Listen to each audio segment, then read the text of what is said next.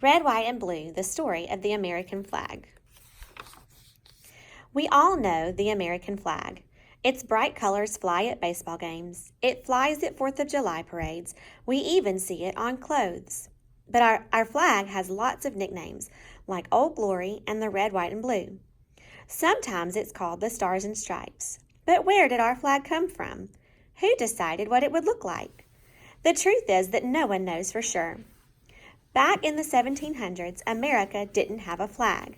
It didn't need one. It wasn't even a country yet. It was just 13 colonies. The colonies belonged to England. The English flag flew in towns from New Hampshire to Georgia.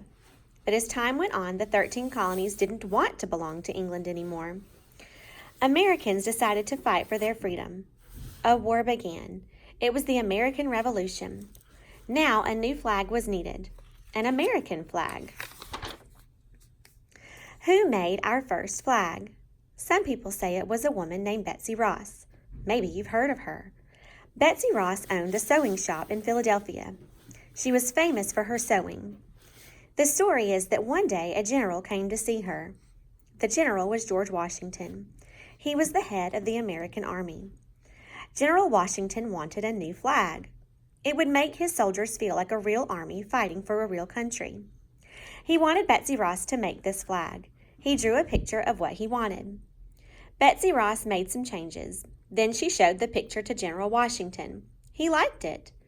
Betsy Ross sewed the flag, and that was the very first Stars and Stripes. That is the story, and it's a good one. But is it true? Betsy Ross's grandson said it was. He said that Betsy told him this story when he was a little boy and she was an old woman of 84. But there is no proof for this story. So what do we know for sure? We know that during the Revolution, the colonists used lots of different flags. But once the colonies became the United States of America, the country needed one flag, the same flag for everybody. So on June 14, 1777, a decision was made. The flag was going to have 13 red and white stripes. The flag was also going to have 13 stars on a blue background, one for each of the 13 colonies. Now the United States had a flag. Congress had picked the colors and the stars and the stripes, but Congress did not say where the stars and stripes had to go, so the flag still did not always look the same. People could put them any way they liked. Sometimes the stripes were up and down like this. Sometimes the stars were in a circle like this. But nobody minded. Up and down or side to side, the stars and stripes still stood for the United States. Over the years, the flag became more and more important to people. In 1812, the United States was at war with England again. British soldiers came to America. They sailed up our rivers. They marched down our streets. They even burned down the White House, the home of the president. On the night of September 13, 1814, the British soldiers bombed a fort in Maryland. All that night, a man watched the fighting. His name was Francis Scott Key. He was afraid. What if the American soldiers in the fort gave up? But in the early morning light, he saw the stars and stripes. It was still flying above the fort. He knew American soldiers had won the battle. Key felt very proud. He wrote a poem about the flag on the fort. The poem was the Star-Spangled Banner. Later, the poem was put to music. This song about our flag became a song for our whole country. The flag that Francis Scott Key saw had 15 stripes and 15 stars. Why? Because by then there were 2 more states, Vermont and Kentucky. Our country was getting bigger. People were heading out west. In time, more places were going to want to be states. Soon there would be too many stripes to fit on the flag.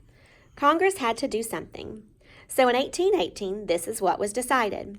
The flag would go back to 13 red and white stripes, and in the blue box would be 1 white star for each state.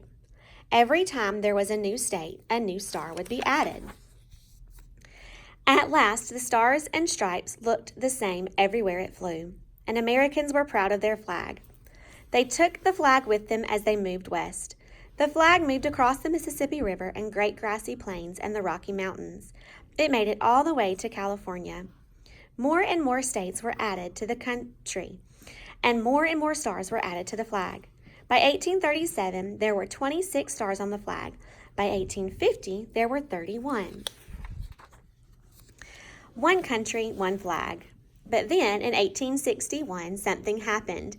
Our country split in two. 11 states in the South broke away from the United States of America. They started their own country. It was called the Confederate States of America. Abraham Lincoln was President of the United States. He said all the states had to stay together. War broke out, the Civil War. It was a very sad time in the history of our country. The 11 southern states stopped flying the Stars and Stripes. They had their own flag. In the North, some people wanted 11 stars taken off of the Stars and Stripes, but Abraham Lincoln would not do that. He said the states would get back together. He was right. The Civil War ended in 1865. The North won, and the United States was one country under one flag again. On June 14, 1877, the flag had a birthday, a big one. It was 100 years old.